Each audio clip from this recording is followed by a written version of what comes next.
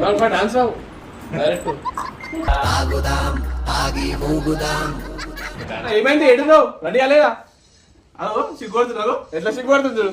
పెళ్లి కడవచ్చేసిందే బాలా, పల్లకిని తెచ్చేసిందే బాలా. నమస్తే.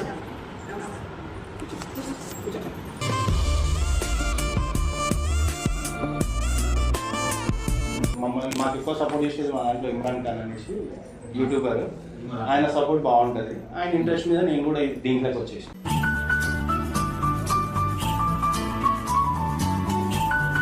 కట్టం ఎంత? ఏదో లోన్ ఉంటే పిల్లని ఇయ్యారా మీరు? మీకైతే ఓకేదా?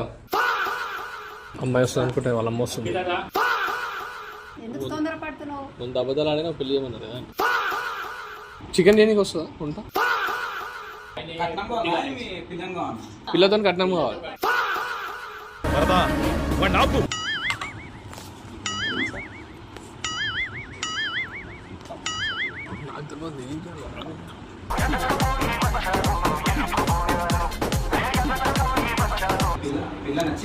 పిల్ల నచ్చిందంట. పక్కకెళ్ళి మాట్లాడుతా అంటుండు 2 నిమిషాలు. ఎందుకురా నా జీవితంతో అట్లా ఆడుకుంటావా?